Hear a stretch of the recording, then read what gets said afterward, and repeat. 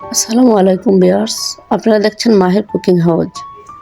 আজ আমি আপনাদেরকে দেখাবো ব্রয়লার মুরগিকে কিভাবে রোস্ট করা যায়। আর এই রোস্ট করার জন্য আমি আজকে নিয়ে নিয়েছি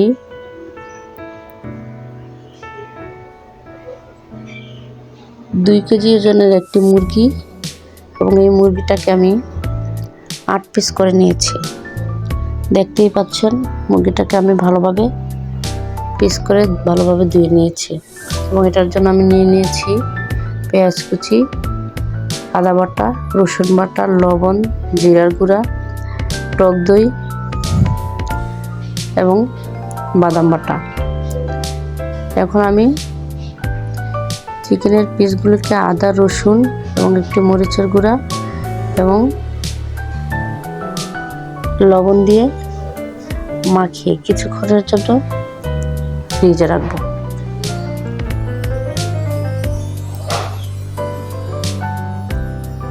এক ঘন্টা পর ফ্রিজ থেকে বের করে মুরগিটাকে আমি ভালোভাবে ভেজে নেব। আর এটার জন্য আমি একটা প্যানে তেল দিয়ে দিয়েছি আগে, তারপর আমি দিয়ে দিলাম চিকেনের পিসগুলিকে। এখন এই চিকেনগুলোকে আমি ভালোভাবে ভেজে নেব। যেহেতু ব্রয়লার মুরগিটা একটু মাংস বেশি থাকে, সেজন্য এটাকে আমি একটু ছোট ছোট করে পিস করে নিয়েছি, যাতে ভালোভাবে ভাজা হয়, মচমচা হয় এবং রোস্ট করলে জন্য এটার ভিতরে ভালোভাবে মশলা যায় এবং খেতে টেস্ট হয়, একটু জুসি জুসি হবে। সেজন্য আমি এটাকে একটু ছোট করে পিসগুলো করে নিয়েছি এবং দেখতেই পাচ্ছেন আমি কি মচমচা করে চিকেনের পিসগুলোকে ভেজে নিয়েছি। আস্তে আস্তে আমার সবগুলো চিকেনের পিসই ভাজা হয়ে গেছে। এখন আমি রোস্ট করার জন্য একটা প্যানে তেল দিয়ে নিব। দিয়ে দিলাম তেল, তারপর দিয়ে দিলাম পেঁয়াজ কুচি, দিয়ে দিলাম 4-5টা এলাচ, লবঙ্গ এবং তেজপাতা। তারপর আমি দিয়ে দিলাম পরিমাণ মতো লবণ এবং দিয়ে দিব 2 টেবিল চামচ আদা বাটা, 2 টেবিল চামচ রসুন বাটা। তারপর আমি দিয়ে দিব 1 টেবিল চামচ পরিমাণ জিরার গুঁড়া। সবগুলা মশলা একটু ভালোভাবে কষিয়ে নিয়ে আমি দিয়ে দিলাম 1 কাপ পরিমাণ পেঁয়াজ ব্লেন্ড করে রাখা। এটাকে আবারও একটু নেড়ে চেড়ে কষিয়ে দিয়ে দিলাম আমি টমেটো সস এবং দিয়ে দিলাম 4টা কাঁচামরিচ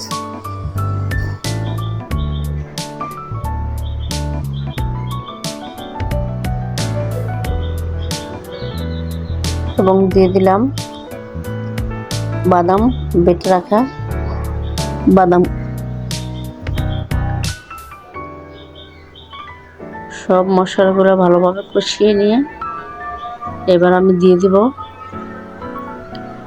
1 কাপ পরিমাণ টক দই।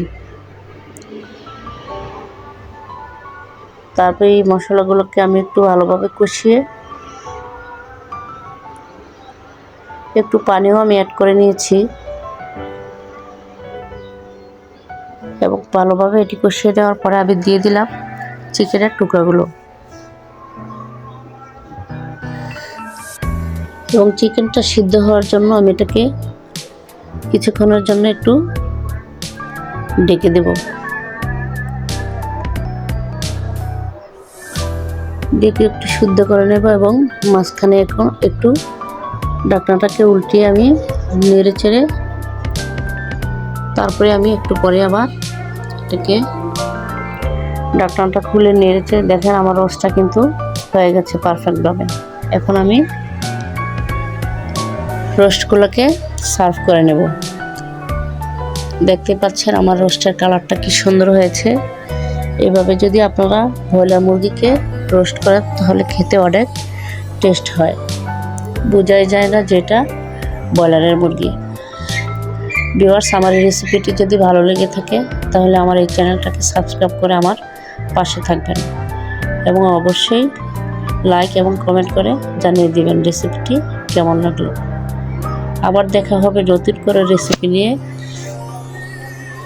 আজকের মতো এখানেই বিদায়, ভালো থাকবেন।